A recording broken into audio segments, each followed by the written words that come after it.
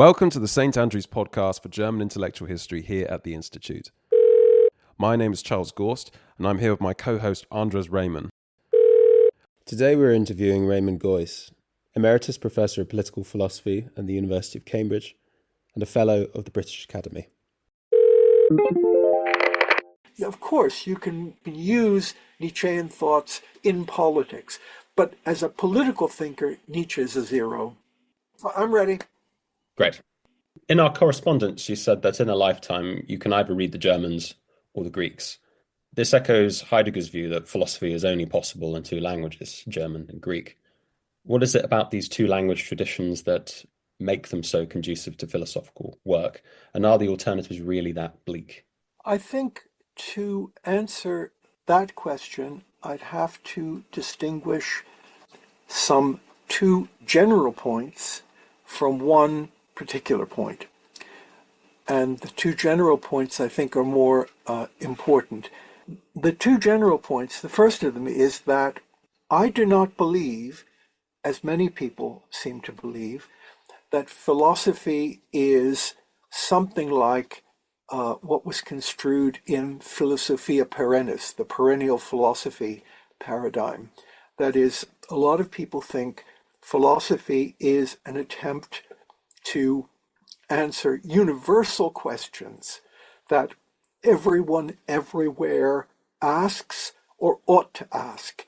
And it's a way of trying to give reasoned, justified, general answers to these universal questions.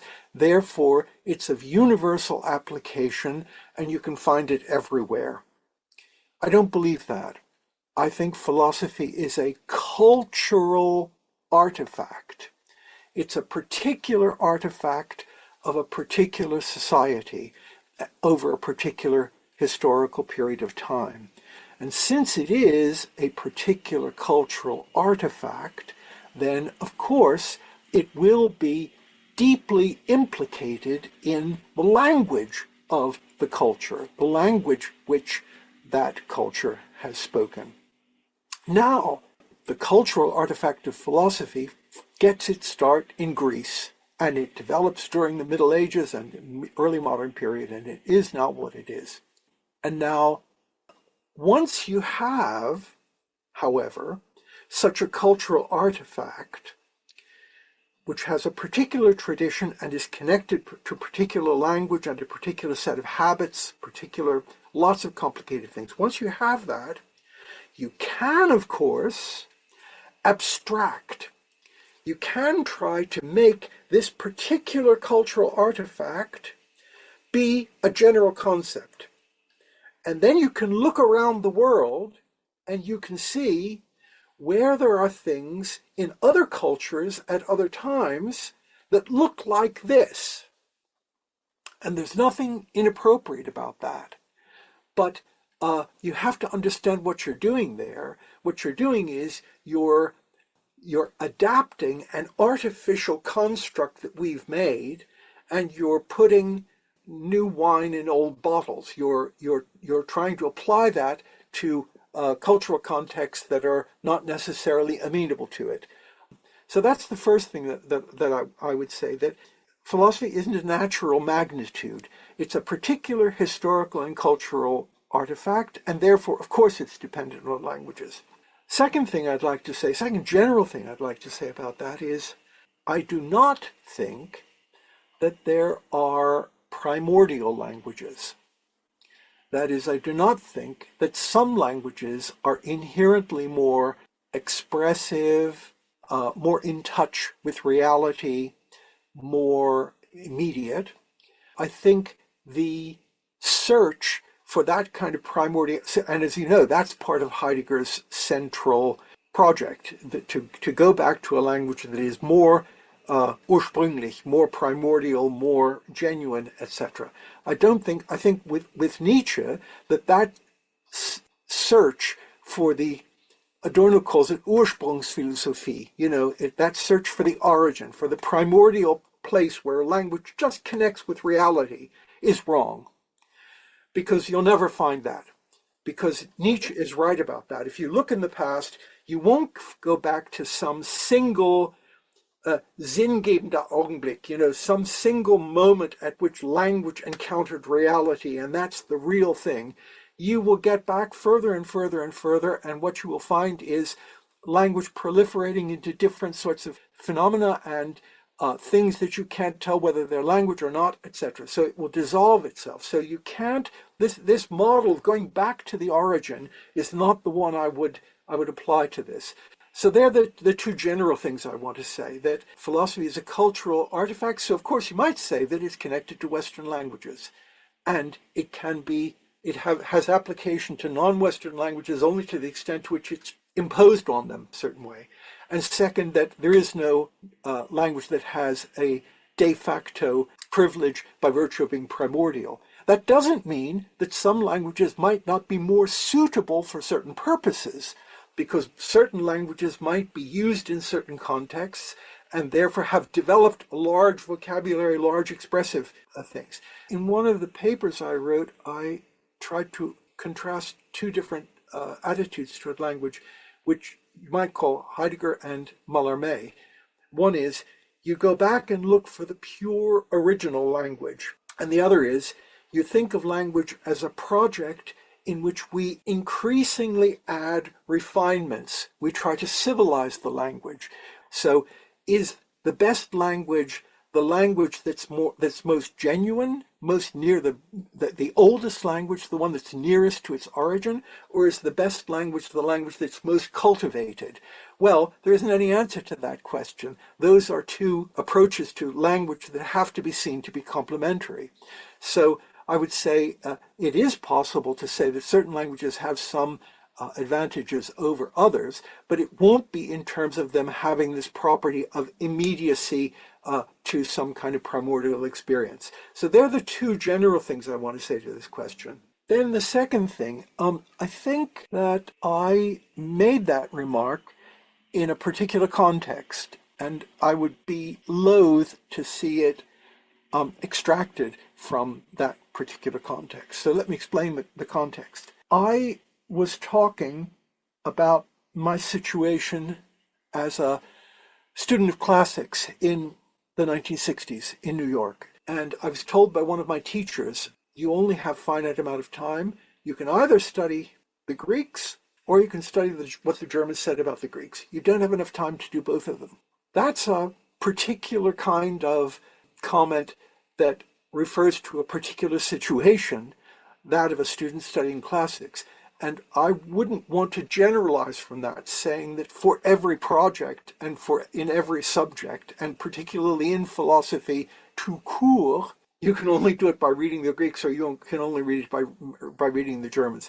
If I might say a little more about that, when I was at Princeton, I had two colleagues, David Lewis and Michael Frede. And David Lewis was a logician and analytic philosopher, and Michael Frede was a scholar of the ancient world. And they had diametrically opposed attitudes toward what one should read. David Lewis notoriously learned to do philosophy by going to the library at Swarthmore and reading the latest journal articles. And he said he never read anything that was more than 2 years old. That was the way you should do it. You get the most advanced discussion you can get, you immerse yourself in that, and you may find out various things about history, but you don't need to study history specifically, because anything that's in the history that's relevant will come into the contemporary discussion. So you only read contemporary journal articles. Michael Frede said, if you want to study Greek philosophy, completely ignore everything that's now written in the journals. Don't read anything that was written during the last 100 years about them. Go back ad fontes, to the sources, old philological principle. Go back to the sources and remember that the first thing a historian of philosophy has to do is the first sort of thing a historian has to do, namely avoid anachronism. If you read the contemporary discussion of Plato rather than Plato himself, what you will get is a lot of people using contemporary forms of conceptual thought and trying to project them back into Plato, anachronistically. So you must attempt at all cost to avoid that kind of anachronism. You have to go back and read the texts themselves. Now, you might say that both of these people were completely wrong, that both of those positions are exaggerated. Because David Lewis, although he said he only read the things that were published in the last 2 years, well, things that were published in the last 2 years, that's history of a kind. It's not contemporary if it's 2 years old. So his attempt only to talk about the contemporary discussion was in fact incoherent, because he had to take account of and he admitted that some of the things from the past would play a role in that. It was just that he would take them mediated through the contemporary discussions. So that extreme position really wouldn't work. You couldn't actually do contemporary analytical philosophy without reading Frege. And Michael, too, if I may say, was very keenly aware of the fact that his mantra of avoiding anachronism also could not work as an absolute principle, because we try to avoid anachronism, but we can't actually. The model that everybody has, of course, is the study of ancient religion. Did people in the ancient world have religion or not? And you say, yes, of course they had a religion. And then you might say, well, what was their holy book? Well, they didn't have a holy book. Where were their clergy? Well, they didn't have clergy. Didn't they have any priests? Well, they had priests, but the priests did something completely different. So on the one hand, you can try desperately to think about the ancient world or think about the past only in its own terms and to avoid anachronism. But you're never going to do that, because you won't get any access to the ancient world or to the world of the past unless you do it through the present. So neither David's position nor Michael's position could be taken completely seriously in its own terms jusqu'au bout. But both of them represented, as it were, poles in the way that people have to think about the world. And Michael would say, I don't need to read the contemporary journals because I'm a contemporary person. I don't have to inform myself about what contemporary prejudices are. I do have to inform myself about what Plato thought. So you have to, at the same time, see that as a person thinking about history, you're engaged in a hopeless task. You're engaged in the task of trying to think relevantly about the past. The only way you can do that is through connecting it in some way with our current concerns and our concepts, while yet avoiding projecting those concerns and concepts directly back on the past. And you simply have to live in that area of tension between those two things. So I would never say that, you can only do philosophy in German or in Greek. I mean, there's been good philosophy in Latin, there's been good philosophy in French, there's been good philosophy in Danish, there's been good philosophy in Russian. But I do think that this more general point, as a historian, person interested in history, always being aware of the cases we're engaged in a kind of Übertragung, we're engaged in a generalization of something, and we're projecting it onto someone else, something else, whether it's the past or it's other people. That's something that one must always remain aware of. Actually, your comment about avoiding contemporary journals brought to mind something Istvan Hont once told my former supervisor, that to truly understand Rousseau, she shouldn't waste time on secondary literature, but rather engage directly with Rousseau's own writings and those of his contemporaries. Of course. This is, for people who come from a certain intellectual formation, this is obvious. When I was in school, the first thing they told us was, we're going to allow you to go back ad fontes. We'll go back to the sources of Western history and Western culture. And they have been overlaid with errors and deformations and distortions for years. And what we're trying to do, the only point in studying them, is to use them to get free yourself from all of this stuff. Go and find out what democracy meant for the Greeks. If you do that, you'll see that what they call democracy now is something pretty different. So this is a sort of basic philological injunction. And I must say, I think it should also be a basic injunction for people who study history in any form. The most important thing I think in studying history is to get what used to be called a historical sense, der historische Sinn, which means you don't think the past was like the present. And if you do that, you're not going to get the best access to the past simply through reading people commenting on them in the present. So it does not surprise me that my dear friend Istvan had that opinion too. In your recent book, Seeing Double, you state your intellectual debt to Heidegger and Adorno. Yet, despite both of them emerging from different philosophical traditions, there was a structural similarity in their work. For both of them, everyday language was deeply misleading. Whether the cause was the ravages of capitalism or the legacy of Plato's metaphysics, in essence, both believed that our language acted as a veil, obfuscating reality. What seems particularly interesting about this veil is they both saw it as total, offering almost no escape, closing down any alternative way of approaching life. To what extent does this inform your own view? What constitutes this veil? What lies beneath it? And is it possible to pull it back? Okay. I have to begin by saying that I have difficulty with the metaphor of a veil on reality, language as a veil on reality. And I want to say a couple of things. I want to say that, very often we'll use metaphors like that, and they will be perfectly comprehensible in their context, but you can't take them absolutely seriously. And the difficulty that I find with this notion of, that Schopenhauer talks about Schleier der Maya, the veil of Maya, which poses itself between us and reality. And the difficulty I have with the metaphor of the veil of language, or language as a veil which covers up some reality, is that suggests that there is some reality that would in principle be accessible without the veil. And I tend to think that's not the case.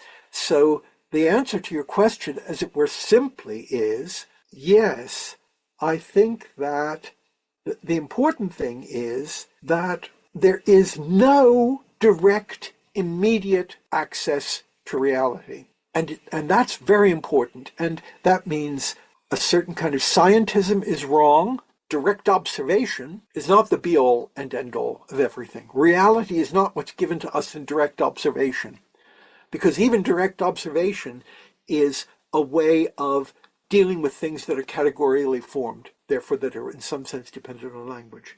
There's no categorical imperative, and ordinary language is not, as a lot of people think, perfectly fine in itself. That is, it's perfectly fine in itself if you mean by being fine, it functions. Of course it functions as it's supposed to. Why shouldn't it? But from the fact that it functions in everyday contexts doesn't mean it's a source of some kind of access to something which is immediate and genuine. I absolutely reject this topos that used to be around, die heile Welt, the wholesome world, the world that everything is in order and everything is right with the world and language is right and everyday language is right, or if we only had science, we'd get things right. So in all of those senses, I think to say that language is a veil that cuts us off from reality, there's something right about that, because language is, you can't, as it were, just take language for its own sake. Every language is a phenomenon of a social configuration and forms us to see things in some way. But it's also the case that there isn't any thing there that we can see without that distortion. So it's a funny kind of, that's what I'm trying to say. It's a funny kind of distortion that language gives you. It's a distortion that is not defined relative to a non-distorted view of the thing. All there is are the social formations with their various linguistically mediated ways of dealing with things. And so if you want to call that a veil, you can, provided you don't think that means that we could tear apart the veil. The metaphor can't be tearing apart the veil. You have to find some other metaphors for that. You have the metaphor of looking at it different ways, learning different languages and seeing it through a slightly different veil. manipulating different parts of your own language to bring different ways of thinking about something to bear on it. You have to have other ways of dealing with that. This Kantian metaphor of, the Ding an sich is out there and we see the Erscheinung, or actually Schopenhauerian, the Ding an sich is out there and we have these Erscheinungen, and how do we pull away the veil of the Erscheinungen and see the Ding an sich? That's wrong, because there isn't any, because I reject the idea that you could take the image of veil and reality that's veiled as more than an image. It can be perfectly useful as an image in certain contexts, but you can't extract it from those contexts and take it as a philosophical proposition, the implication of which is there might be some way in which you could take the veil away and leave just the thing itself. Well, I think I was interested in the structural similarity between Heidegger and Adorno there, and we read it in your essay Universalism. I mean, obviously we have in Heidegger's case the sense that it's metaphysics that's causing this issue. In Adorno, capitalism. Do you have a third thing that you owe responsibility to, or do you find yourself in between them, or more sympathetic to one side of that kind of view, or? No, I don't. I mean, I don't think Heidegger's right about that. I think the reverse of what Heidegger thinks. Heidegger thinks that metaphysics is the central motor of history. It's what makes everything go. He thinks that human history begins when we begin to be metaphysical. I don't believe that for a minute. So I believe everything is social formations and historically structured social formations. And I wouldn't exactly go so far as to say with Adorno that everything is the result of capitalism, but then Adorno himself is not quite so univocal on that. Sometimes instrumental reason seems to be a category that's identified with capitalism. Sometimes it seems to be a little bit more general. Sometimes it seems to be something different. So I wouldn't want to say that it's capitalism alone. But I certainly don't think it's anything like metaphysics. I'm certainly closer to Adorno than to Heidegger on that. And of course, as I've said, I think it's also the case that the search for the origin and that which is most primordial is the wrong way to go about things. Although I do think, I think that you should practice ad fontes without practicing Ursprungsphilosophie. You can put it that way. You can adopt the methodological principle of ad fontes, going back and seeing how things were in their terms, without thereby committing yourself to the fact that you are eventually going to get something which is no longer up for grabs or in question or immediate or genuine or anything like that. But would your answer be different if you replaced Adorno with Marcuse, let's say, a student of Heidegger? Yes, well, people say that Marcuse was a student of Heidegger, but I don't think he was. I mean, what he was is he did his Habilitation with Heidegger, and I don't see I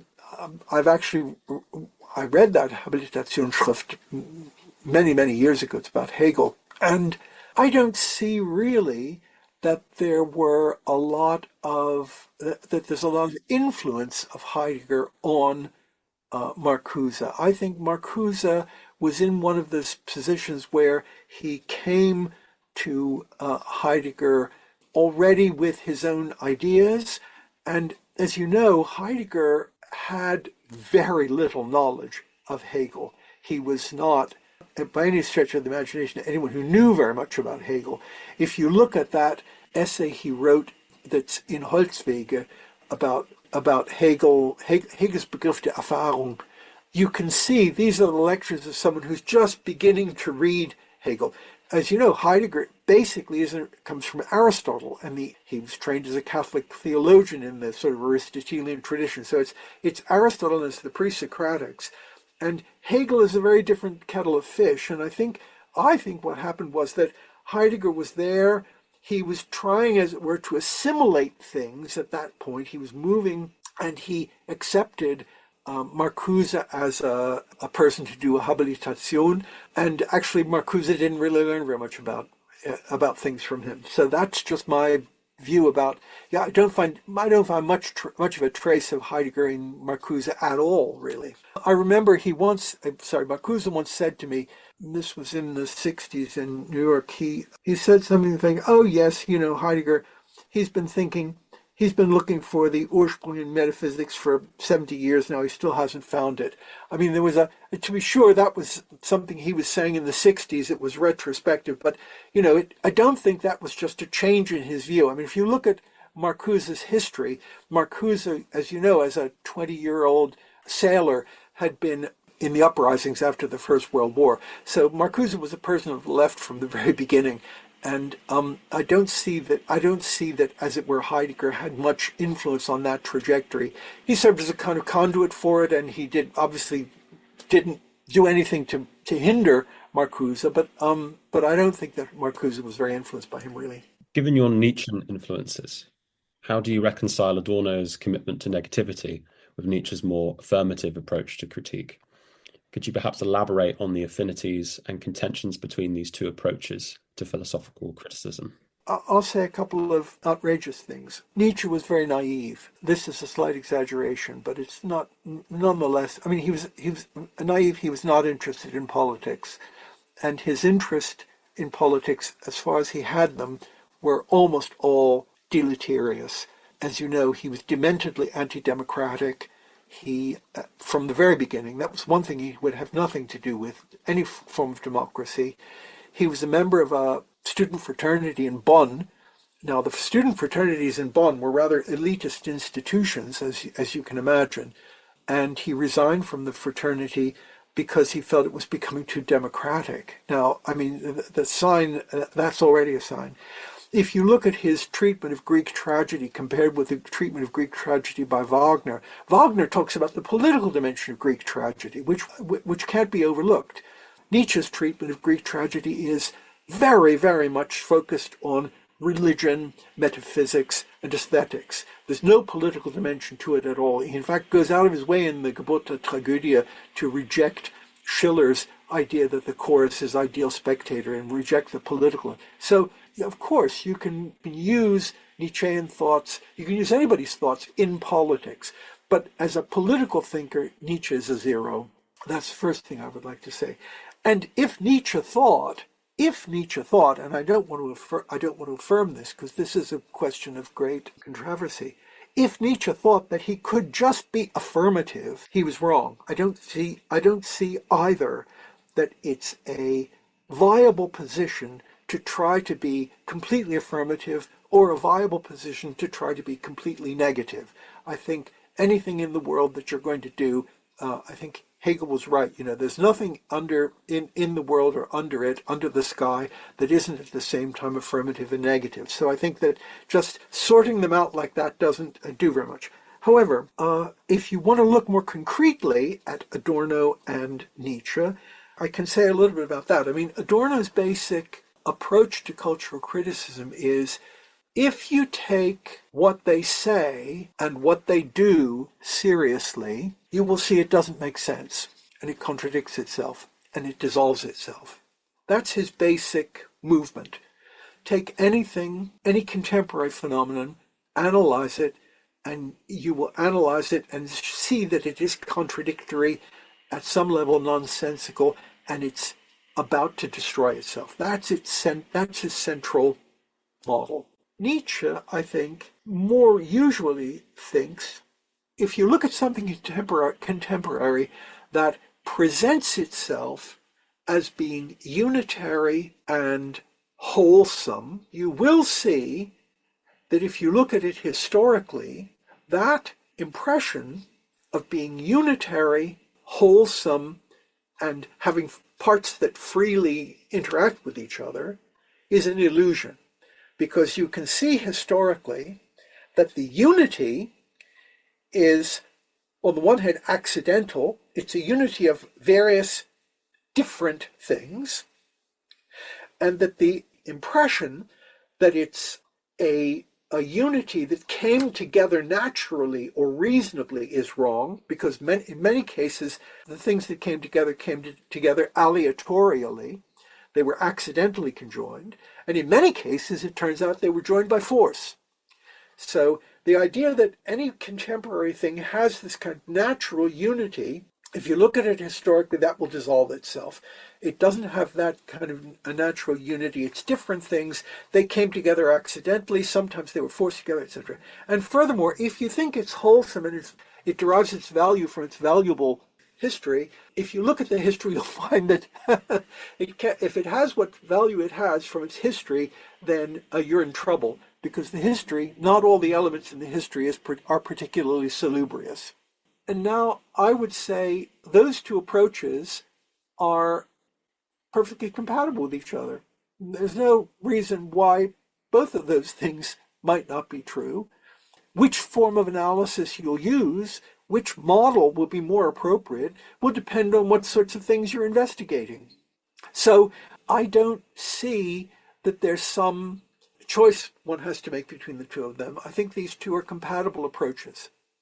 And so on that note of depending on what it is that you're looking for, what would be a salient example of things that you ought to try and do with Nietzsche that you shouldn't do with Adorno or can't do? Well, I think Foucault has a lot of stuff there. I mean, Foucault's discussion of the way in which various kinds of contemporary identities are construed show pretty clearly that they can be better analyzed in Nietzschean terms. I mean, Foucault's examples, you remember, are things like gender identities, things like that. I mean, with gender identities, they're particular combinations of expectations and performative patterns, and they're thought to hold together in a particular kind of way, to go naturally together. And Foucault just tries to show that, in fact, these pieces historically have had very different origins. They've been in the past connected with other things. There's nothing at all natural about them holding together. Or you might think of democracy and capitalism, actually, if you think about it that way. I mean, as you know, for a long time, you could hear in political scientists that once Russia becomes capitalist, it will become democratic. Well, how has that particular thesis fared in the light of political events? Nietzsche and Foucault are very sensitive to what I think of as natural affinities. What sorts of things have a natural affinity and belong together? There's this term in German, Wahlverwandtschaft, name of a famous novel by Goethe, that things have a natural affinity for each other. They go together. It isn't that there's a causal connection or anything, but they belong together for various reasons. And in politics, we tend to think of the world in that way. We think that certain kinds of attitudes go with having other attitudes. We think that, if you're Tory, you will tend to think this.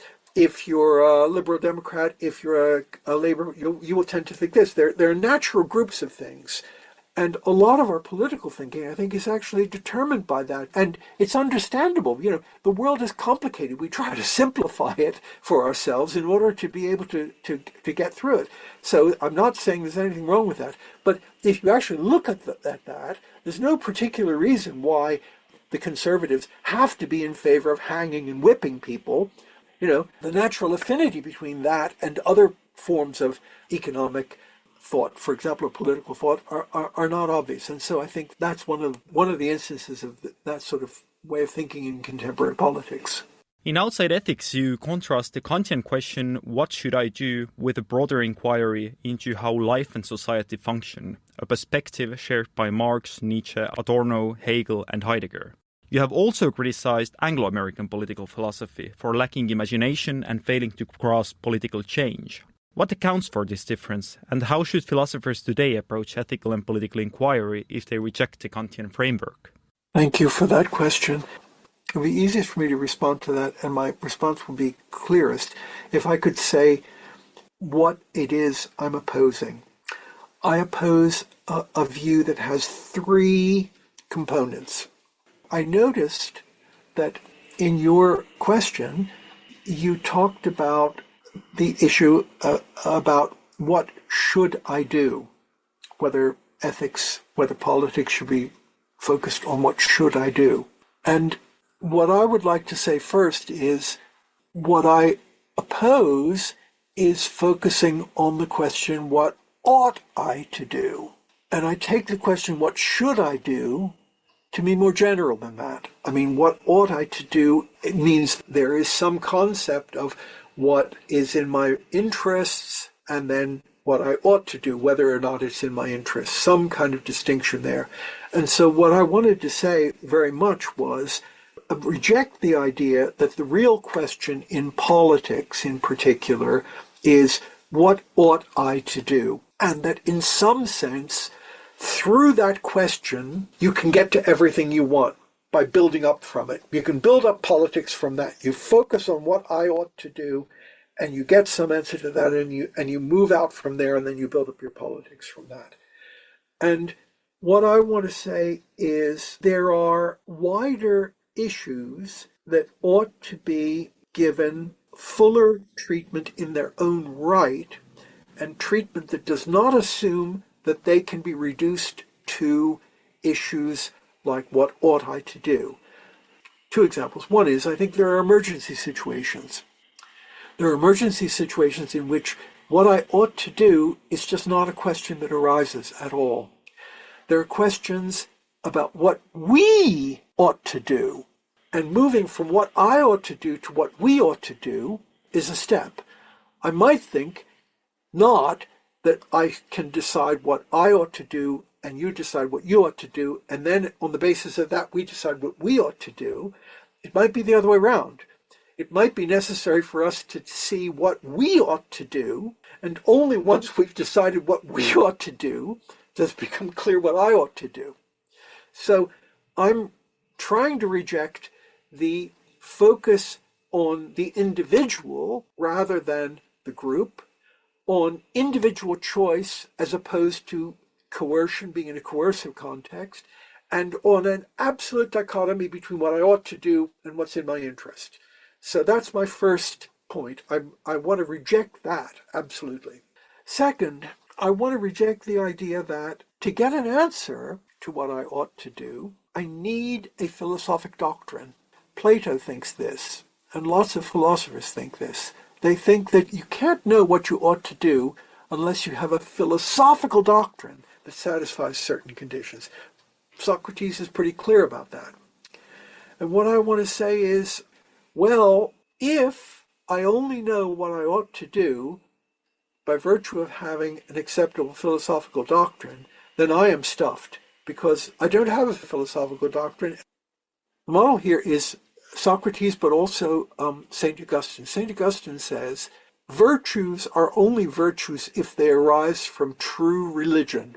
All those things that look like virtues in the Romans, stoicism, integrity, etc., are not virtues, they are vices, because they were honest as a form of human pride.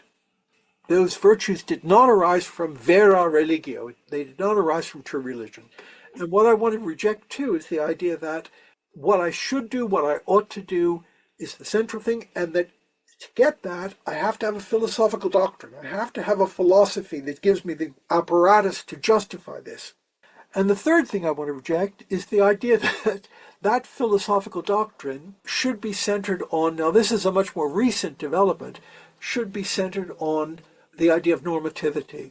That is, I think it's a not irrelevant historical fact that I can remember a time in which normativity did not exist. The word normativity was not part of anybody's vocabulary. I once looked in the French etymological dictionary. The first appearance of the word normativity in French is in 1966. And I think that the issue of what sorts of things you group together, and whether you group them together and give them a single general term or not, that's a tremendously important issue. And something changes when you say, there are all these things out there, and we're going to group them all under this single unitary idea, normativity. And normativity is a separate concept, and it's therefore a possible domain of research. And ethics studies normativity. And normativity means why I ought not to kill my neighbors, why I should treat the cat well, why I should do this, why I should, all of these different sorts of things, rules of etiquette, rules of humanity, rules of political expediency, all of that are instances of normativity. I think that is very, very dubious. It's very dubious that you're ever going to get a philosophical theory of normativity which will have the property that it will be an analysis of this entity which is not connected to other things and is sufficiently separate so that you can talk about it, and has also the property that's going to tell you anything about anything. So, to make a long story short, my response to your question is that I am happy to admit all sorts of things. I'm just not happy with the focus of politics in particular, but ethics too, on a narrowly defined notion of individually located normativity that can be explained by philosophical doctrine. Apart from that, let 1,000 blossoms flourish. There's a big discussion in study of ancient philosophy about whether the Greeks had the word ought. The Greeks have two words. They have dei, which are often translated ought. Dei, which means it is binding, and chra, which is it is useful. And then they have, I think it's a form of, it's an adjectival form, an ending. It is to be done, poeton, it is to be done. But they don't have this special ought construction. So of what I've said, some of it, I think, is still relevant in that what I should do is often dependent on what we should do. And the individual perspective, whether it's ought or should, is not, it seems to me, the right way to, I think we have to take politics seriously as a collective enterprise. And that means focusing in the first instance, not on what individuals think or should do or ought to do, but on group dynamics and what is good and what can be decided on by groups of people. In terms of rejecting this tradition, there's also the interesting discrepancy between the tradition that sort of emerges in Germany and which we now associate perhaps even more retrospectively, a tradition that seems to be more sensitive to political change, historical change. And of course, this is one of the major defining characteristics between the sort of artificial distinction we have between so-called continental philosophy and analytic philosophy. What do you see as kind of being the sort of historical reason for the emergence of this more historically sensitive philosophy? Because it's quite unique in a way. I would put it the other way around. I would say, for me, the question is, how does a certain kind of individualism and a certain kind of obsession with individual rationality and the issue of what is to the benefit of the individual, how does that become established as the model for thinking about anything? And that is a very, very, very complicated story, which has to do with Christianity, with land tenure in the early modern period. It has to do with all the things that Foucault analyzes when he talks about the way in which societies tried to individuate people in order to control them. In a way, that you'd have to tell the whole story of Western civilization to answer that question, I think. But as you know, there used to be this discussion about der deutsche Sonderweg, the unique German way to modernity, as if there was something special about that. And I don't believe that. I mean, so the terms in which I would formulate this would be, how does this individualist Kantian emphasis on the individual and the individual's decision situation, how does that get established as the central model for things? That's the Sonderweg, as it were. It isn't everything else, because rejecting that leaves all sorts of things. It leaves being oriented by religion, being oriented by cultural norms that you have, being an aesthetic person, being a nationalist. It leaves all sorts of things. When I say I reject this, I don't reject, that is, I reject the idea that what ought I to do is the only question, and that's a question that's satisfied by a philosophy of normativity. When I reject that, I don't mean I reject that in favor of some one other alternative. I mean, rejecting that leaves hundreds of different possibilities. You argue that the demand for normative implications in philosophy has become an unquestioned assumption that itself needs scrutiny, as we've been discussing. Well, how should we go about challenging this? You've suggested picking up where Foucault left off. What would that entail in concrete terms, and what might such a project look like today? If one had a series of studies of different sorts of ways in which people orient themselves in the world and different ways in which people act, one would find there was a great variety there. And if one took that variety seriously, one would be disinclined to try to reduce it to some single notion of normativity. I don't know that I can say anything more than that.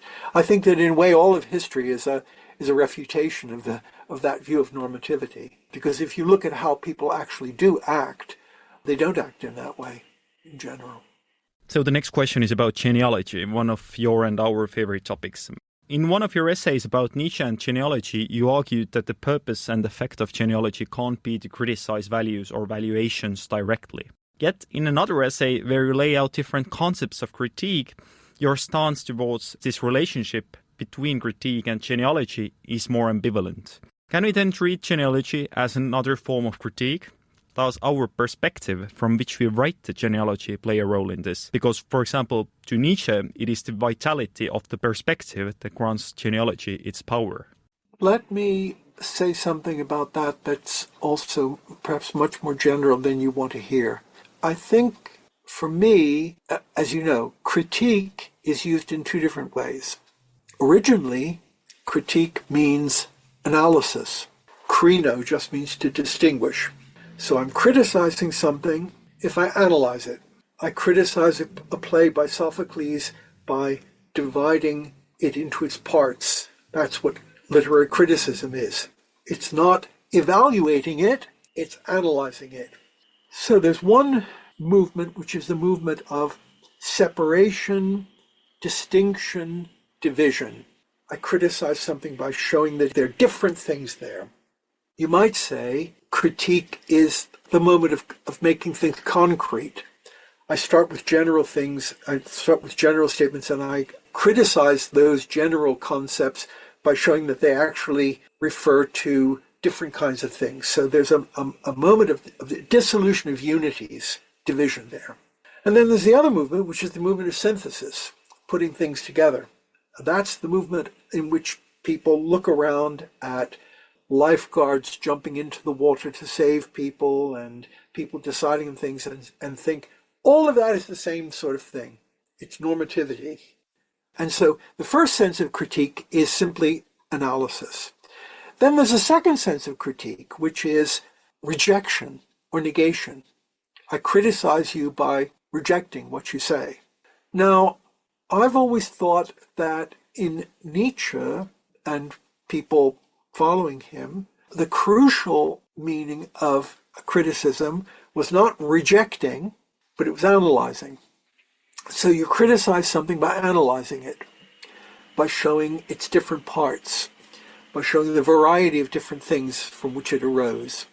That means that criticism in that sense isn't inherently reason to reject the thing that you criticized. Now, having said that, in some contexts, giving that analysis might, in the larger context, be a form of rejecting something.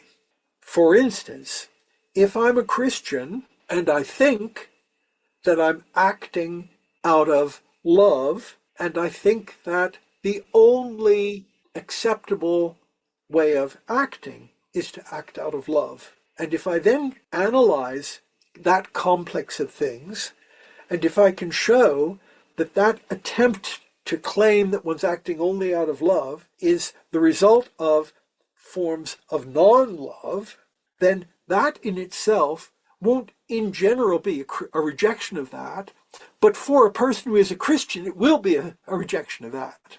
So there is a connection between those two things, but one doesn't necessarily imply the other. So what I would say is, in the context of politics and the context of ethics, the real question is, when do you separate and when do you put together? When do you say these are two different phenomena? When do you say these phenomena are sufficiently the same so that they can be treated as the same kind of phenomena?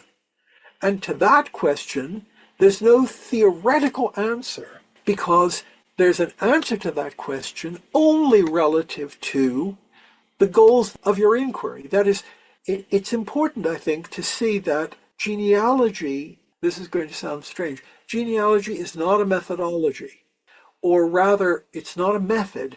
If it's a method of representation. It's not a method of criticizing something. That is, if you think a method is a way of getting somewhere, but you don't have a method unless you know where you're trying to get. So the method is only as good as its relation to some possible end. So you don't start, as it were, with methods like genealogy. You start by asking some questions to which you want an answer. So I would suggest that the right way to proceed through these things is always to ask, what question is the person asking? What is the question that's being asked? Why does proceeding in this way answer that question? Is this a good way of answering that question or not? Will I get a better answer to this question by treating these two things together? Or will I get a better answer to this question by separating these two things or not?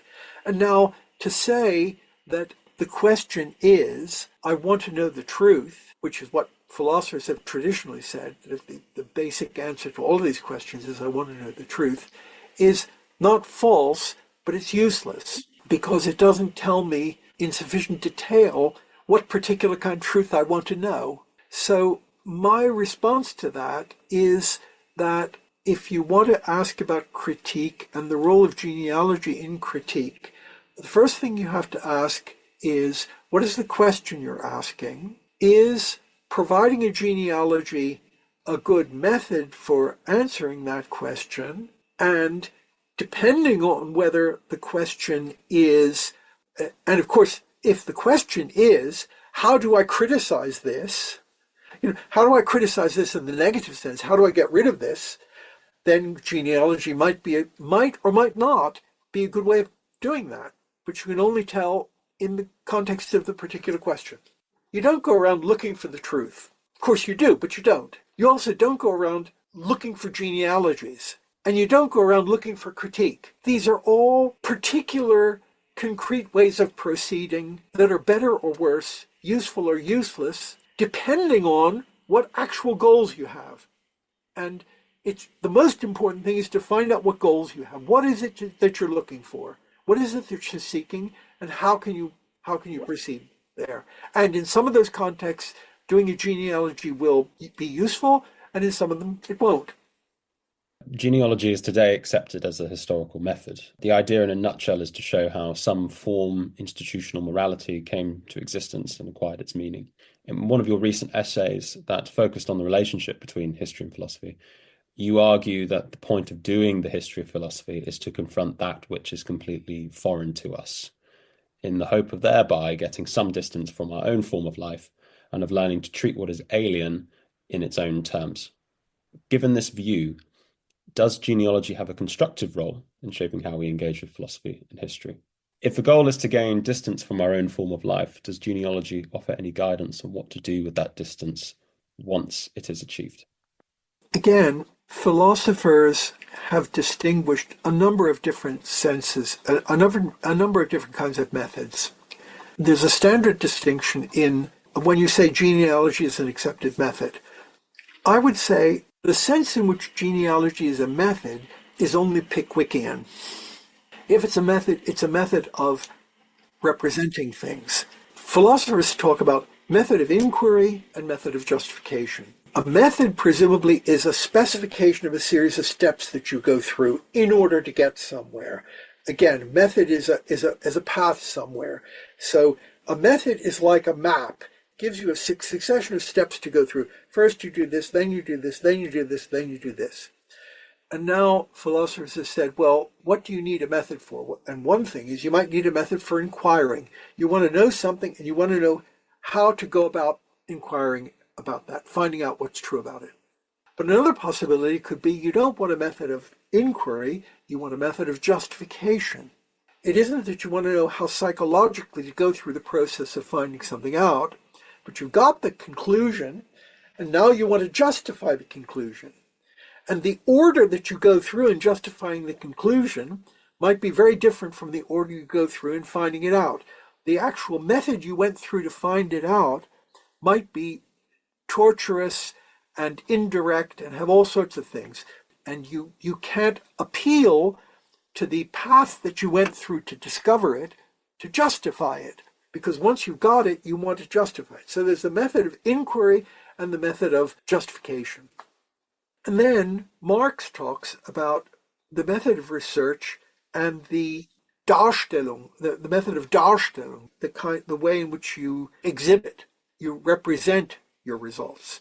So there's an order in which I might try to find who is my great-grandfather, and that would be I consult the birth certificates and I do various things one after the other. Then there's the order and the method in which I might use to justify that XYZ is my great-grandfather. That might be something different. Then there might be a third kind of method, which is a method of presenting those things to you. Marx says, when I wrote Kapital, the great difficulty was to find a method of representing my results. That was not a method of justifying it. It was not the method I used to get through it. And then you can say there are methods of pedagogical methods. What is the best way to present something to people? So there are methods of different kinds. And the best way to think about a genealogy is it's like a tree. It's like a tree structure. It's a way of representing things. It's not a way of doing research. It's a way of my genealogy. I have parents, I have grandparents, I have great-grandparents, I have great-grandparents, and I can make a tree that connects all of them. And that's a genealogy. That genealogy doesn't actually tell me how I go about discovering which person was the child of which person. That's a different kind of method I need for that. That's a method of investigation. So genealogy in itself doesn't give you a recipe for how you should proceed. Inductivism is a method. It says, look at the examples and generalize from that. Or deduction is a method. You take the thing and you draw conclusions, and I give you rules for it. Genealogy isn't a method in that sense, because if it were a method in that sense, it would be empty. It would just say, oh, always look at the past.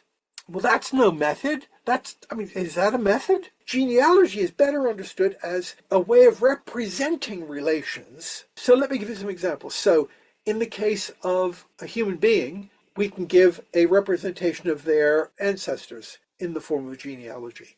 In the case of a manuscript, there's the so-called Lachmann method, in which I have a manuscript from the ancient world, and I assume that there's an original manuscript, and I look at the way in which the different manuscripts were copied one from the other so that you get down to the manuscripts I have now.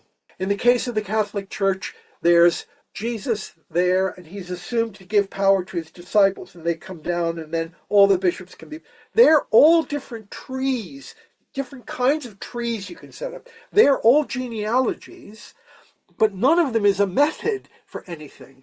They're ways of representing it, because in the case of the manuscript, what you really have to know is who wrote what from whom, and what were the mechanisms there. That's the real thing. In the case of my genealogy, how did my grandmother meet my grandfather? That you can't tell that from the genealogy. In the case of the Catholic Church, did Saint Jerome really give the power of the Holy Spirit to this person? It's a mistake in a way to think of a genealogy as a method in history. It's at best general sort of directive. Don't look at things that seem to be unitary as if they had to be unitary. Be suspicious. It's an expression of a suspicion, and it's a schema for representing some things. But the actual method will depend on what sort of genealogy you're doing. If it's a human being, it'll be investigating records. If it's manuscripts, it'll be investigating scriptoria. If it's something else, it'll be something else. Since it isn't a method, in my view, it isn't inherently critical. It's just it can be part of a larger critical project. Many young people today are deeply concerned with achieving a coherent sense of self, crafting a unified worldview, articulating and defending it and embodying it through actions like political activism and ethical consumption. In Who Needs a Worldview, you suggest that life might actually be richer and more intellectually engaging if we abandoned the notion of a worldview as a fixed, comprehensive system. What do you think these young people stand to gain if they take your advice and relinquish the pursuit of ideological coherence? You spoke of people looking for a coherent sense of self, and I understand that. But I'm afraid that no one is ever going to have a coherent sense of self, because that's not the way we are. We are entities that are pushed around by different forces. We try the best we can to bring some kind of unity into those forces in order to allow us to survive and deal with the world. But that is always a highly contingent construction which just barely holds together an absolute chaos of different things. So while I understand that people want to find a coherent sense of self, I would suggest to them that they think about the other side of the story, which is that they're never going to get that unless they're willing completely to mutilate themselves and cut off and repress certain parts of themselves. They have to accept chaos to some extent, because chaos is life. That doesn't mean you shouldn't try to contain it and do something, but you have to realize that we're constantly teetering on the brink of everything falling apart. That's the natural state of affairs. And why I worry about worldviews is that worldviews generally give us simple solutions to these things. And so what I think is something like the following. I think it's not an accident that we look for coherency and we look for simple solutions. It's not an accident, because we need that in some sense. We need that. We want that. And it's useful because it helps us get through the world. But at the same time, we are capable of seeing that we're never going to get it. And being an adult means negotiating the tension and the incompatibility between those two things, between our inherent desire for making things simple and coherent and our realization that that's failing. And we have to be aware of both of those things. And I think people who are satisfied with a worldview tend not to want to face up, therefore, to one half of what it's important to see as a human being. You have generally supported radical opposition to the system. How do you see your position today in a time of overlapping crises and emergency measures, where the logic of state exception seems more pressing than ever? Is Schmidt's Hobbesian sovereign returning with a vengeance? More broadly, how can we regain the reference points and frameworks needed to make sense of the world, what Kant called orientating oneself in thinking? I grew up in the 50s and 60s, and the most important formative experience for me was my secondary school education in a Hungarian boarding school. And there I imbibed very deeply the idea that the US was an empire, just like all other empires, and that we, in the 60s, in the United States, were living in an exceptional period which would never come again. It was a mere moment in time. In 1945, the rest of the world had been destroyed. The US was completely undestroyed. We had industrial capacities while none of the other countries in the world had industrial capacities. We were protected by these two large oceans. We had no natural enemies. That was an absolutely unique situation, and a situation in which a certain kind of very comfortable but extraordinarily unusual liberalism could flourish.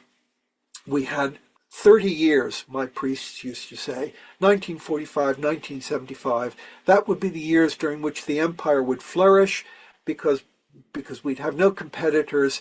And in situations that are so artificially prosperous and protected, it isn't surprising that people get relaxed about things because they're not confronted with any necessity. But as of 1975, the United States was going to be confronted with necessity, and they would see how long liberalism would last when it actually had to deal with some problems.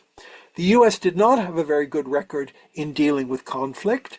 The only time it had had a serious conflict, which was the Civil War, conflict about slavery, they were not able to solve it except through civil war. So the idea that the U.S. had a special formula for success was ridiculous. It had a formula that worked when there were no problems. And when there were problems, the formula didn't work and you resorted to civil war. And the same thing would happen now. There was a brief period after the war when economy was blooming, was prospering, everybody was happy, and so that people could be relaxed. But the minute problems started, we would see, and it would be very unlikely that the system, which was basically an 18th century political system, would be able to rise to the occasion. That was the position I was told in the 60s, and I made myself very unpopular in Chicago once saying publicly that the U.S. Constitution was an 18th century construct that was not suited to the modern world. I said that about 10, 15 years ago when everybody still thought everything was fine, and I was confronted with this shock and horror from all the people in the room. How could the U.S. has, of course, the perfect constitution. It doesn't have an 18th century construct.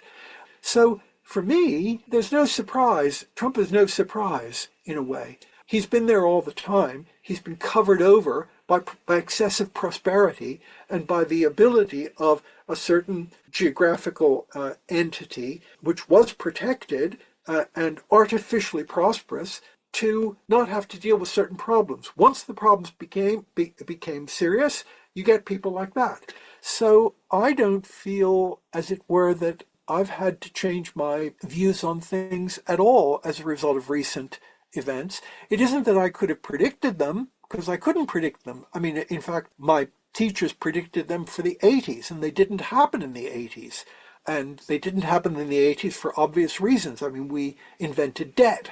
I mean, basically what happened was prosperity ended in 75, and people replaced further prosperity by making everybody go into debt.